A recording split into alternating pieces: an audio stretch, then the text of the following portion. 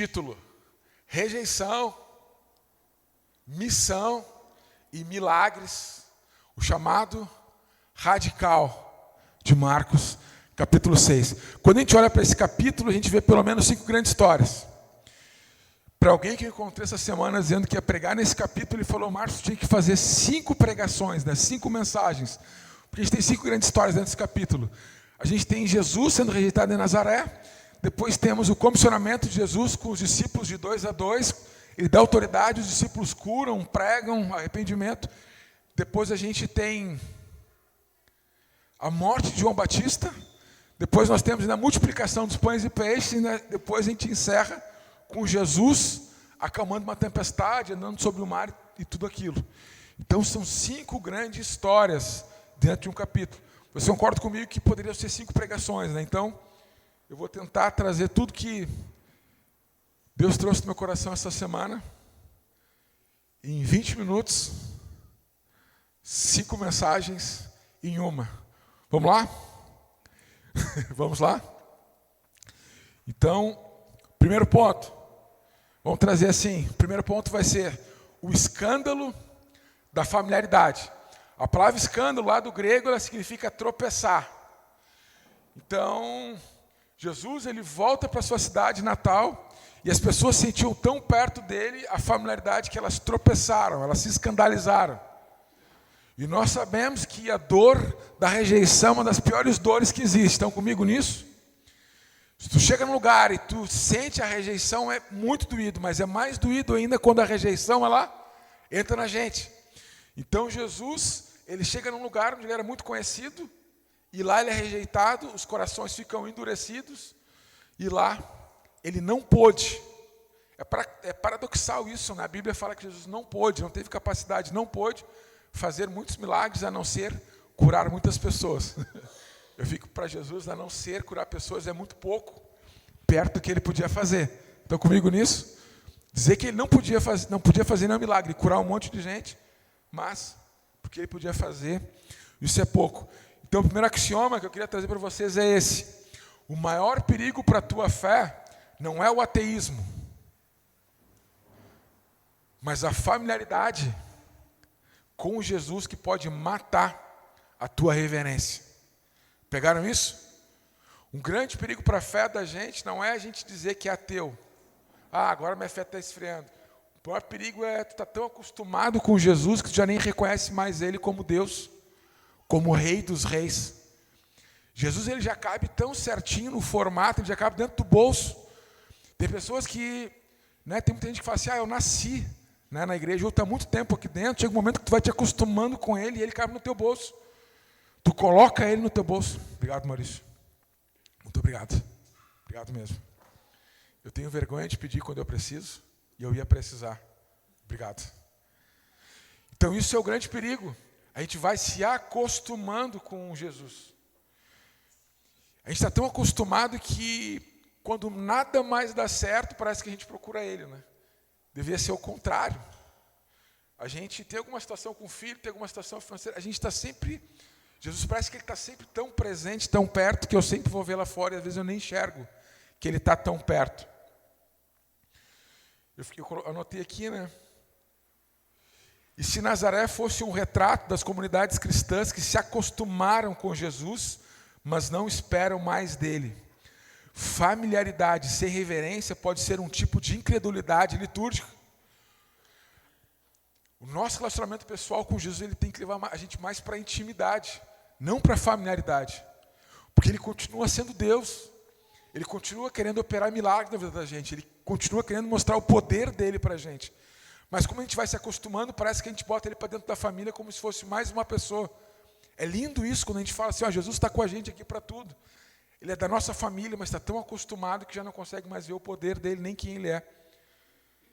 Eu sei que isso às vezes é gradual.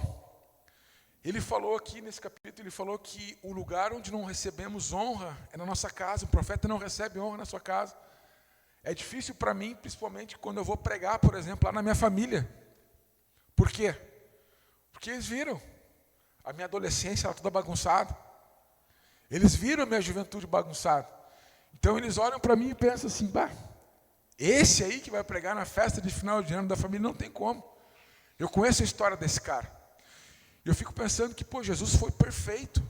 E mesmo assim as pessoas ainda tinham, não, mas eu vi ele crescendo.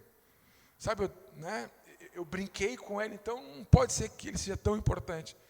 E isso vai matando a nossa reverência. E muitas vezes até com pessoas que estão cheias de Jesus. A gente vê um líder, a gente vê um pastor aqui. A gente está tão acostumado com um cara que a gente nem vê que o cara está cheio de Jesus, cheio do Espírito Santo. E a gente sai daqui e não vê milagre nem poder nenhum. Faz sentido isso? Está tão acostumado com o líder, o cara está cheio de Deus, cara. Tem poder ali, vai ter milagre, mas está acostumado com ele. O Felipe, né? O Felipe eu viajo com ele, ando de carro. Então, é real isso. É real. É real. Só que é o seguinte, a rejeição, ela não para o poder de Deus. Não para. Mesmo que a gente tenha se acostumado com Jesus, mesmo que muitas vezes a gente olhe para Jesus e tente colocar ele num lugarzinho pequeno, isso não anula o poder dele. O que a gente está perdendo são os milagres de poder que podia estar se manifestando. Estamos juntos nisso? Então, eu coloquei esse primeiro ponto como o escândalo, o tropeço da familiaridade. A incredulidade, ela não bloqueia o poder de Deus, mas nossa experiência dele. Como estamos respondendo ao que Deus quer fazer entre nós?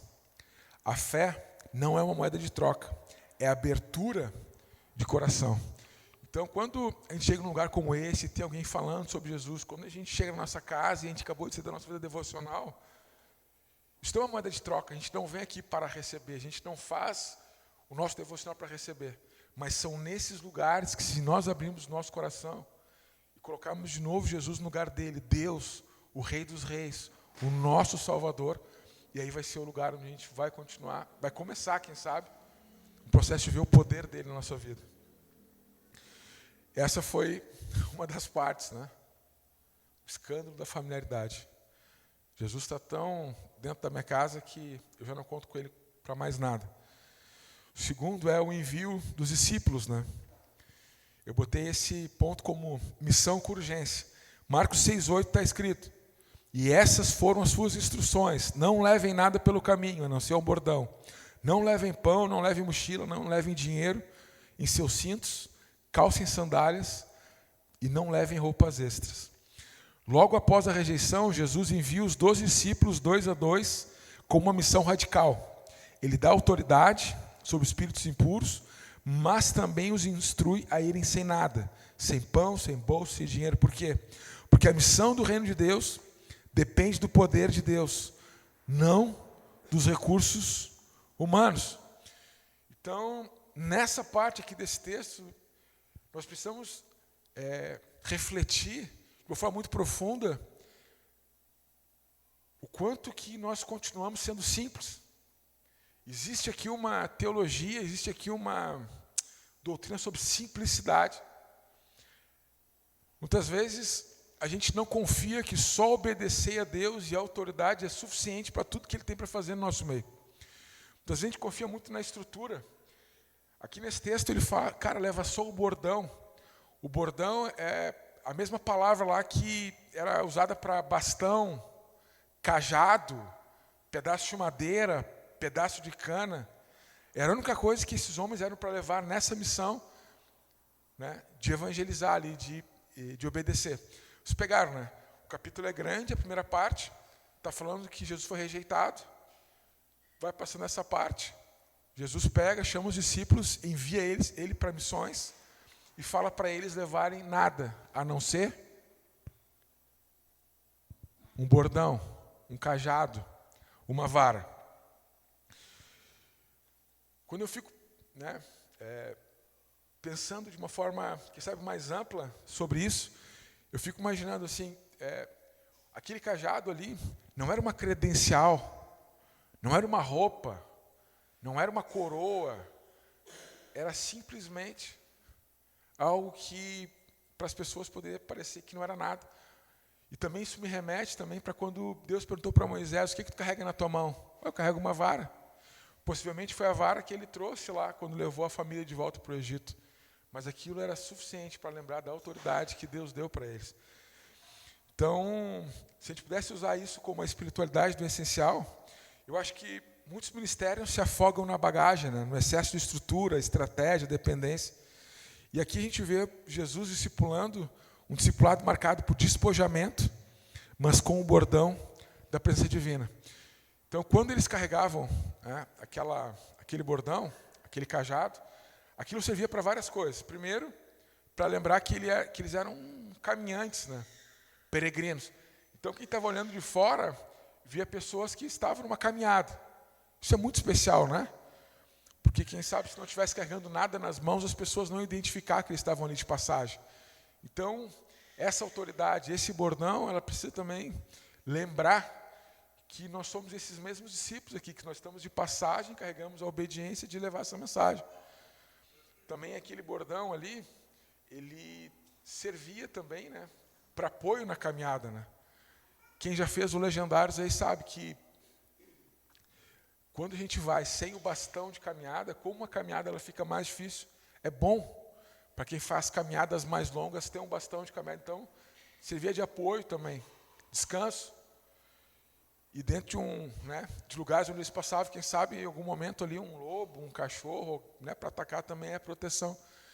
Então o que Deus está falando aqui para esses discípulos é o seguinte, olha só, parece que para dar certo a mensagem, parece que para dar certo esse processo de igreja, vocês vão ter que levar muitas coisas.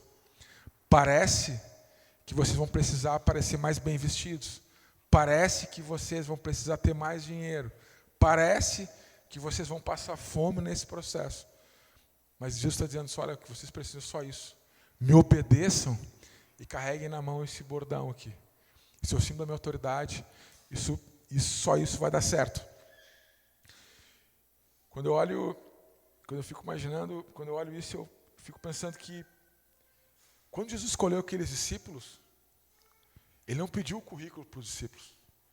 Quando Jesus chamou aqueles discípulos, eles sabiam que eram homens muito simples. Muito simples. E essa missão de que Jesus chamou eles para fazer, entrar numa cidade só com um bastão e conquistar aquela cidade, promover os milagres, curarem pessoas, pregar o arrependimento, parece muito pouco. E eu vejo que em alguns momentos nós sentimos isso aqui como igreja também. Não foi assim, Felipe?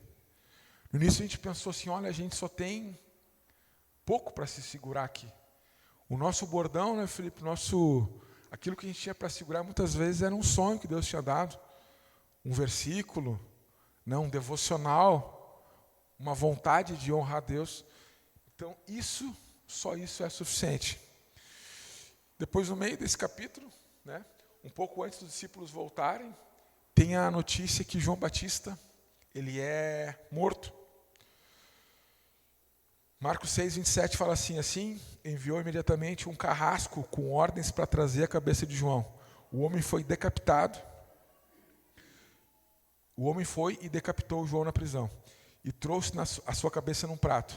E ele entregou a jovem, essa jovem filha de Herodias, atual mulher de Herodes na época, que fez uma dança, seduziu o coração, né, de Herodes. E João Batista, ele falava muito para Herodes muitas verdades, e ele era contra esse casamento, porque Herodes casou com a irmã, né, casou com a esposa do irmão. Você conhece essa história? Quem tinha estudado essa história aqui antes, sobre a morte de João Batista? Então, dentro de uma festa, Herodes, ele chama os principais comandantes militares, as principais personalidades da Galileia, né, de toda aquela região, e a Galileia ali compreendia várias cidades, todas as pessoas estavam num lugar, estavam numa festa. E no meio dessa festa, a filha de Herodias, a mulher com quem ele estava casado, que era a mulher do irmão dele, um casamento completamente errado. Essa mulher dança. E essa dança foi tão comovente, possivelmente, eu acho que todos que estavam ali ficaram impressionados com aquilo. Herodes, a gente sabe o final da história de Herodes, um homem com um ego muito inflado, no meio de um povo ali, em alguns momentos usa até a palavra Galileu como uma forma pejorativa, porque a gente sabe que é comprovado que aquele povo ali tinha muito gentio ali, tinha muitas pessoas que não tinham, né, aquele coração, né, que o povo judeu foi, durante os anos, né, durante os séculos ministrados. E essa mulher entra, seduz a todos, e ela recebe uma oportunidade. Herodes fala para ela, olha, tu fez aqui, foi incrível, tu pode pedir qualquer coisa. Olha, se tu pedir metade da minha fortuna, metade do meu reino, o que tu quiser pedir, tu pode pedir. E ela vai, consulta a mãe dela, e a mãe dela fala assim, olha, a gente quer agora, imediatamente, agora, não é hoje, é agora. Né? A palavra ali que é traduzida é alguma coisa assim que é muito rápido, é imediato. Olha, realmente tu pode me dar qualquer coisa, então eu quero a cabeça de João Batista. Então, né, no meio de uma história que já vai acontecer um banquete de vida ali, depois, na continuação desse capítulo, né, que é a multiplicação dos pães, a gente tem o banquete da morte. Imagina que coisa macabra. No meio de uma festa onde estão servindo diversas delícias, né, daquilo que eles tinham para comer, aparece alguém com a cabeça de um homem numa bandeja. Isso não é assustador? Isso é filme de terror, né? Isso é macabro. E foi assim que foi o fim de João Batista. Decapitado, sua cabeça numa bandeja. Os discípulos de João, quando souberam que ele tinha morrido, foram lá, levaram ele, né, levaram o corpo, e a cabeça ficou lá numa bandeja. O que eu gostaria de trazer isso para nossos dias hoje, né, como parte da pregação de hoje?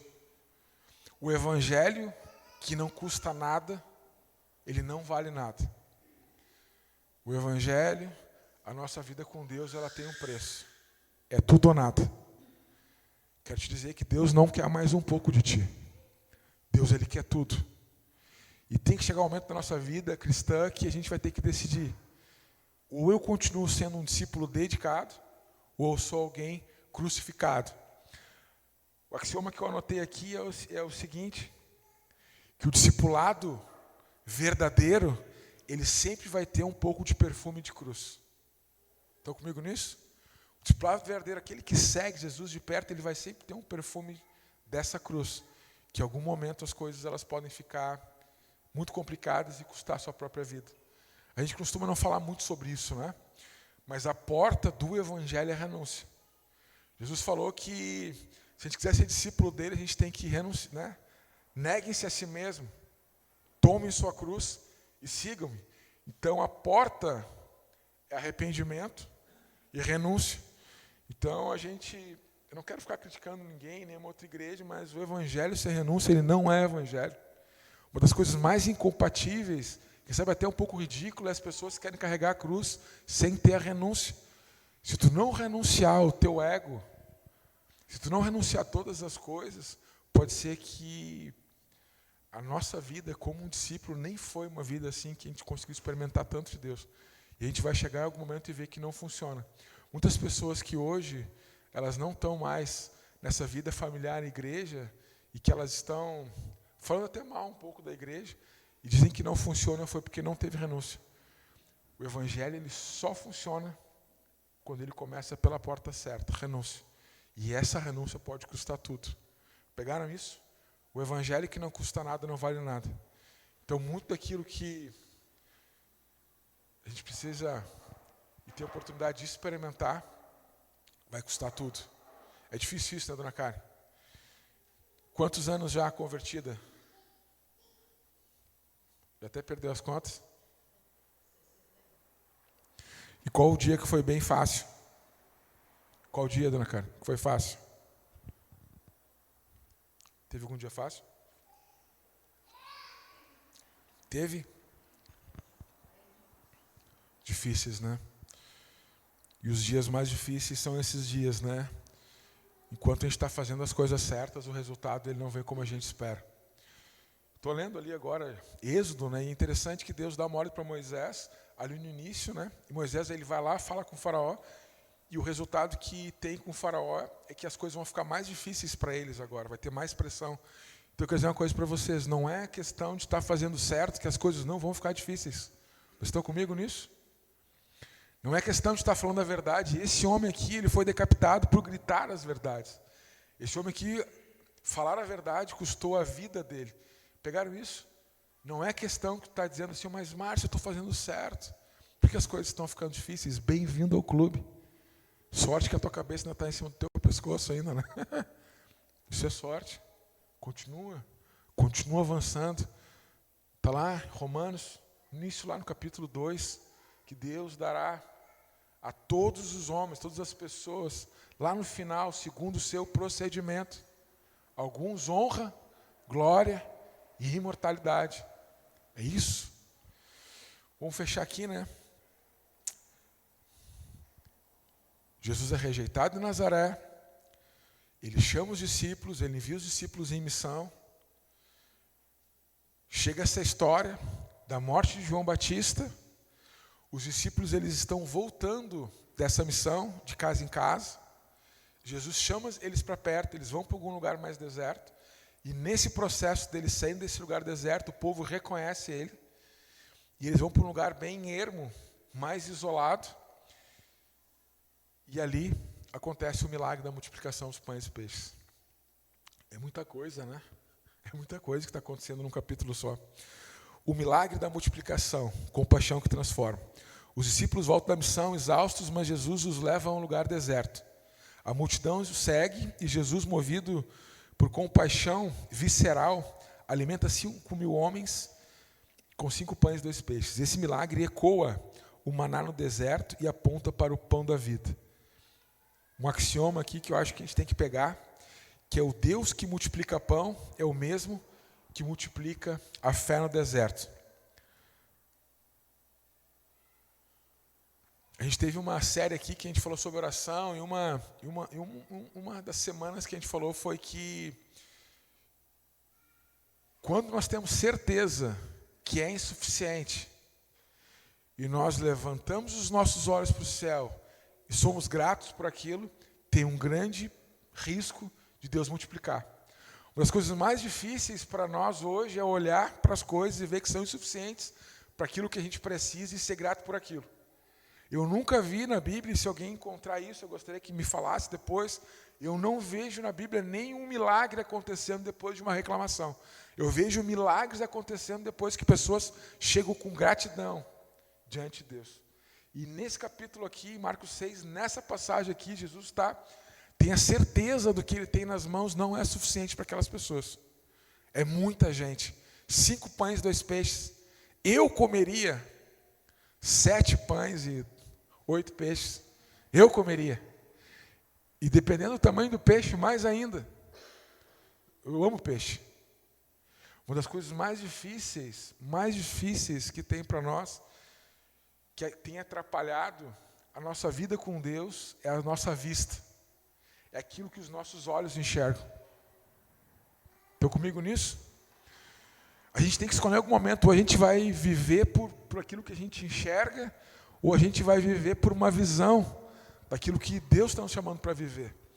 Porque quando os nossos olhos batem em alguma coisa, a gente tem certeza que não vai dar certo, porque é muito pouco. Muitas vezes a gente reclama, desiste, e o milagre não acontece. Falei para o Felipe que contar essa história, perguntei para o Márcio se podia contar uma história de multiplicação, e eles autorizaram, então eu vou contar. Minha esposa pediu também. Quando a gente estava no projeto social, lá em Porto Alegre,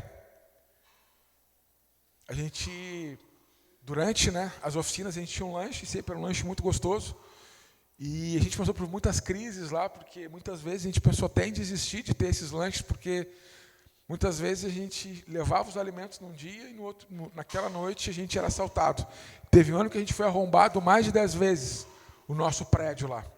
Então chegou alguns dias que a gente chegou lá e levaram os pratos, talher, as comidas, mas a gente nunca desistiu. A gente entendia que aquilo ali eram provas que a gente tinha que passar e a gente ia avançar. Não ia desistir daquilo. E sempre, de alguma forma muito milagrosa, chegavam muitas coisas gostosas lá. Né, amor? Era impressionante. Impressionante. A gente não tinha nada. Esse ano não vai ter Páscoa.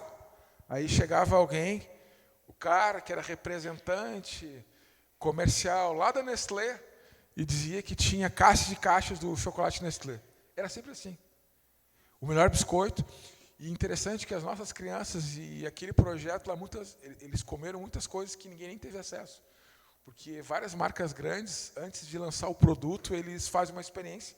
Eles contratam, normalmente na região, a melhor empresa de merchandising. Eles entregam aquele produto para aquela empresa e eles colocam alguns mercados, colocam para algumas pessoas provarem. Se aquilo der certo, aquilo é fabricado. Então, a gente comeu Kit Kats de vários sabores que vocês nem imaginam. talento que nem teve na prateleira de alguns sabores que eu gostei. Mas só eu gostar não vale uma produção inteira da Nestlé, né? Então era sempre assim, dona Karen.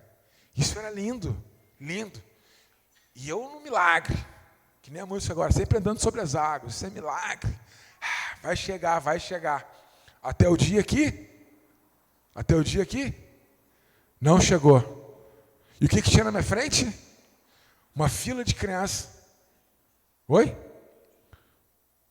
Uma fila de crianças. E aí até a última hora vai chegar. Lembra uma vez que chegou uma senhora assim na nossa cela, ela falou assim, eu queria trazer uma coisinha bem simples, aí não sabia o que trazer. A mulher foi na confeitaria, acho que a mais cara da cidade, e trouxe uma torta, e não só a torta gostosa, mas ela mandou imprimir em cima da torta uma foto nossa. Aí tinha uma foto. Aí eu pensei, meu Deus, se isso é simples, imagina o que o dia essa mulher... hoje eu vou inventar, imagina. E eu com aquela sensação, não, sempre acontece, só que teve um dia que não aconteceu. Eu tiro a minha frente. Quantas crianças? Mais de 20 crianças, não tinha nada, a não ser um litro de leite, um pouco de chocolate. Sabe aquele leite com chocolate que tu quer que fique preto? E ele fica mais claro, ele fica mais alemão do que africano, sabe? Aí colocamos aquele chocolate ali, mexemos naqueles bule, aquele bule que tem um bicão assim. Colocamos um litro de leite ali, começamos a distribuir. E eu fiz uma oração naquele dia, eu falei assim, Deus, eu não vou escolher quem vai comer aqui. Eu não escolho, nunca escolhi e renuncio a essa posição. O que eu vou fazer é o que a gente sempre faz, a gente vai te dar graça, a gente vai orar aqui, e depois é contigo. Às vezes a gente pensa que a oração é muito romântica, mas as minhas são assim. Oramos ali, criançada tudo com os copinhos, serve 1, 2, 3, a fila toda. As crianças vieram, repetiram, tomaram e ainda sobrou no bule. Então eu quero dizer para vocês que na reclamação e a familiaridade pode estar nos impedindo de viver grandes milagres com Ele. Eu estava familiarizado, Ele sempre faz, Ele sempre está aqui, Ele faz as coisas, e naquele dia não tinha. E aí, exemplo dele, oramos, e eu coloquei nas mãos dele. Tu que vai decidir quem vai comer, não eu. Eu renuncio a esse lugar, essa posição. É interessante que a multiplicação ela não começa na abundância, e a multiplicação ela começa, quando eu falei que todas as questões têm que ser ou olhando para cima ou olhando para baixo, multiplicação não começa na abundância, e multiplicação começa olhando para cima. Ele olha para cima, olha para o céu e diz, parte e dá graças. Comeram, ficaram satisfeitos. O reino de Deus não raciona amor, provisão, graça. E o texto diz que todos foram saciados, não apenas alimentados. Em Deus há mais que o necessário, inclusive para a nossa alma cansada e o nosso coração partido. Igreja, quantas vezes nós olhamos para recursos limitados e dissemos, não é suficiente. Jesus pega o pouco que nós temos, o pouco que vocês têm, e Ele pode fazer o possível. Anota isso. Deus não tem problemas. Deus tem planos. Pegou isso? Deus não tem problema. Eu estava ouvindo essa semana um podcast com a Ana e o cara falou assim, olha, Deus não sabe errar, Ele não tem como errar. Deus ele nem sabe fazer isso, errar. A gente sabe. Então Ele não tem problemas. Deus, Ele tem planos. Para a gente fechar aqui, tá? Opa, esse texto aqui me pega, né? Jesus acalma a tempestade. Alguém que está aqui não ouviu falar sobre esse texto? Alguém que está aqui? Quem que está aqui que conhece esse texto? Jesus acalmou a tempestade, entrou no barco. Olha o que aconteceu, tá? Está bem no final, tá? De Marcos capítulo 6. Depois que todo esse milagre acontece, depois que todo mundo come, ficou farto, Jesus fala para os discípulos, cara, gurizada, entrem no barco e vão. E ele foi ficar sozinho. E Jesus insistiu para que os discípulos entrassem no barco e entrassem no mar da Galileia. Legal, a geografia bíblica, é legal um dia olhar ali e ver, né, onde fica o mar da Galileia. Ele fica, do lado de cá fica o mar Mediterrâneo, do lado de cá fica o mar da Galileia, e ele é alimentado pelo rio Jordão, né, que depois desemboca lá no Mar Morto, é isso, né? É um desenhozinho assim. Só que tem gente que fala, é só um lago, mas já encontraram 45 metros de profundidade nesse lago. Ele tem uns 160 quilômetros quadrados, mas dá uns 20 quilômetros assim, né, de distância. E diz que lá tem umas tempestades assim que quando chegam nesse lago elas ficam muito violentas. Então, depois de um grande milagre, eles entram no barco, pensam que vão descansar, entram para dentro do mar da Galileia, Jesus fica em terra firme, e daqui a pouco começa a dar uma tempestade, aquela tempestade, né? Eu fico pensando, né, uma tempestade que assusta alguém que está acostumado com pesca, né, acostumado a estar com o mar, não foi qualquer tempestade. Eu lembrei de uma tempestade assim quando a gente foi para a Amazônia. A gente foi uma viagem missionária para a Amazônia, e aí deu uma tempestade, uma escuridão absurda, assim, no dia que a gente entrou no barco. E aí eu vi que não sei como é que chama ali, o comandante, né, da embarcação, não o piloto, né, o timoneiro, uau, são palavras que quase pouco saem da nossa boca. Ele estava preocupado, nervoso, e aí eu falei para ele assim, cara, mas quando nós entramos nesse barco, tu me falou que conhecia todos esses rios com uma palma da tua mão. Ele falou, sim, só que eu nunca também tinha visto uma tempestade como essa. E aí ficamos, sei lá, uma noite, até clarear o dia, sem saber onde é que nós estávamos. E eu pensei, cara, se o cara não sabe, o que eu vou ajudar? Eu vou dormir. E dormi. Descansei, chamei o pessoal para orar. Estava entre 17, cara. Se o cara que está ali não sabe, vamos dormir. Vamos descansar. E amanhã a gente acorda glorificando a Deus. E se a gente não vê o milagre, a gente vai ver pessoalmente, né? Vai morrer, né? Se não tiver um milagre de parar essa tempestade, a gente vai ver Jesus, né? Vai ser milagre também. E aí dormi, estava cansado. Esses homens, eles viram uma tempestade e eles contemplaram algo que, né, os olhos, né, de poucos viram algo tão sobrenatural assim. Enquanto eles estavam no meio dessa tempestade, quem que eles viram chegando, andando sobre as águas? O próprio Jesus. E interessante quando, né, esse relato tem nos outros evangelhos também, e alguns perguntam, né, quem tu é? Eles pensam até que é um fantasma. Diz que tinha muitas histórias antigamente que tinha, né, aparecia coisa no meio do mar, dos rios e tudo, eles acham, é um fantasma, é alguém, meu Deus. Diz que Jesus vinha muito rápido, né? E aí Jesus, ficou pensando, se perguntar, qual é o teu nome? Ele, não, aqui é Deus, cara. Diz que no grego ele fala a mesma expressão que estava lá no Êxodo, né? Eu sou. Ego em mim, eu sou. Não, cara, quem é que está aí? É Yahvé que está chegando. Quem é que está aí? Não, é Deus, sou eu. É Jesus.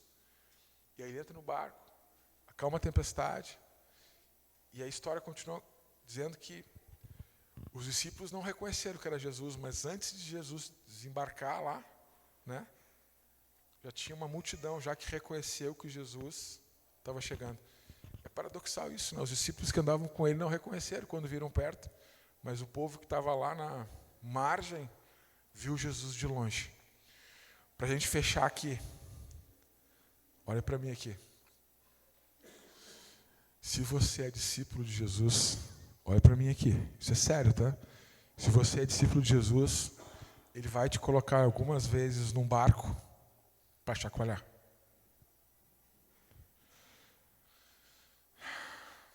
Se você é discípulo de Jesus, em alguns momentos Ele vai te colocar num barco para tu viver na tempestade. Se você é discípulo de Jesus.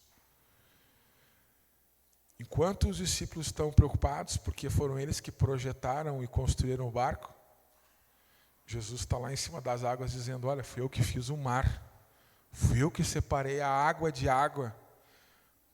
Fui eu que estava lá quando o primeiro vento veio, que foi o Espírito Santo. Então, se nós somos discípulos de Jesus, Ele vai colocar a gente em alguns lugares para que a gente viva grandes tempestades. Só que Ele não coloca a gente ali simplesmente para ver a gente sofrendo. Ele coloca, às vezes, em alguns lugares para que a gente tenha algumas experiências com Ele. E Marcos não fala, né? Mas os outros evangelhos falam, né? Que inclusive até Pedro andou sobre as águas. E ali, durante Pedro, andando sobre as águas, ele afunda também.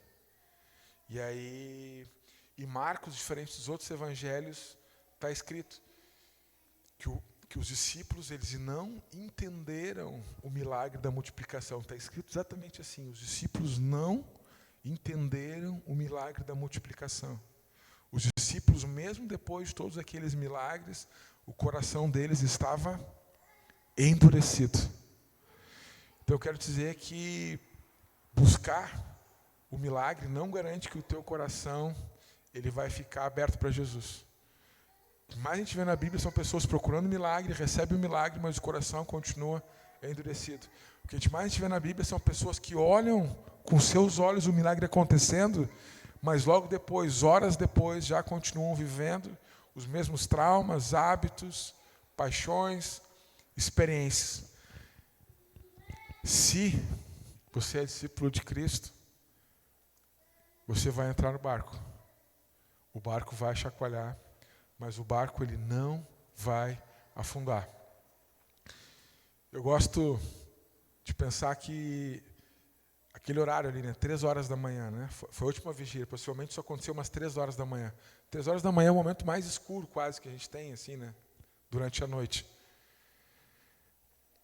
Pedro, ele viveu algo sobrenatural, algo que nenhum outro homem fez. Ele andou sobre as águas.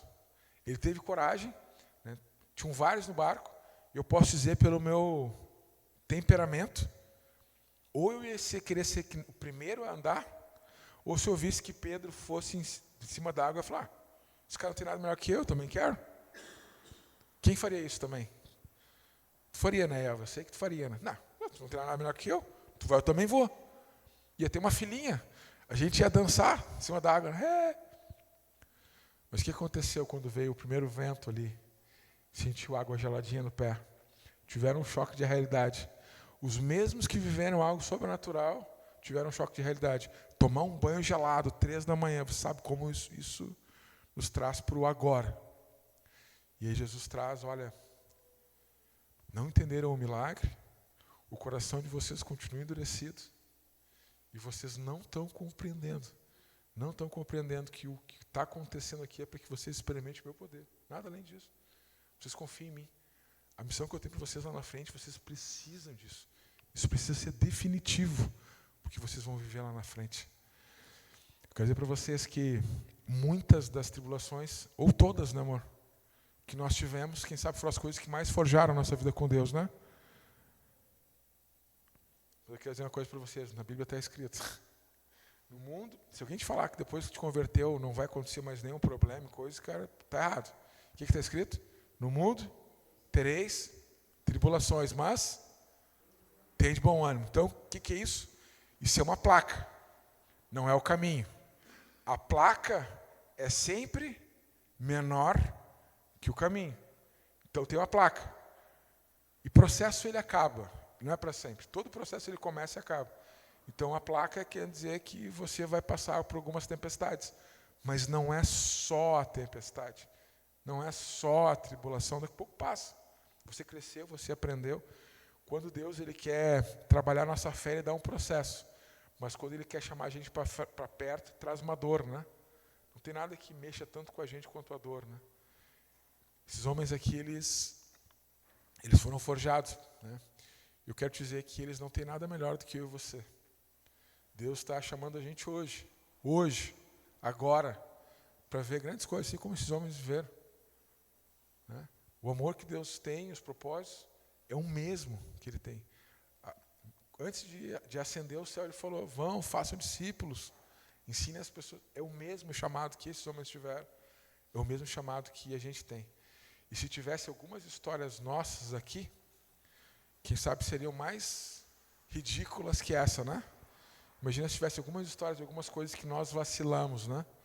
Mas eu quero te dizer que quando a gente reconhece as nossas fragilidades, aquilo que parece que seriam nossas maiores vergonhas, depois são os nossos maiores trunfos. Quando a gente reconhece o nosso medo, quando a gente reconhece a nossa falta de coragem, quando a gente reconhece que o processo está difícil, aquilo que nós tínhamos vergonha vão ser as coisas que mais Deus vai usar lá na frente. Estão comigo nisso? Estão comigo? Quem sabe se a gente não tivesse passado tanta dificuldade lá no início, né, Felipe, no início da igreja aqui, quem sabe hoje a gente estaria um pouco menos inteiro, né? Faltando mais partes, né? Então eu quero te fazer uma pergunta. Quem é que está disposto aqui a entrar no barco?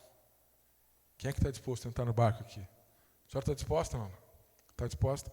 E quando o barco balançar, a senhora vai começar a gritar? É o fantasma! E a gente vai chegar do outro lado, não vai? Amém? Quem é que quer entrar nesse barco aí? Quem é que está disposto aí a orar e fazer recursos serem multiplicados? Quem quer viver a multiplicação? Quem quer viver aí? Quem quer viver? Quer viver? Tem coragem de mesmo olhar, às vezes, o dinheiro que não vai chegar até o final do mês, e eu te dou graça por isso. Abrir a despensa, ver que não tem um alimento, obrigado por não ter isso. Isso vai ser definitivo. Quem é que está aqui, que está disposto, assim como João Batista, a entregar tudo? Vai custar tudo. Quem é que está disposto a ir até a morte? E sobre o bordão, você acha que é pouco? Quem acha que é pouco aqui ter só um bordão? Foi a única coisa que ele deu para começar lá atrás. Quem acha que é pouco o que tem nas mãos para ser uma igreja relevante na cidade?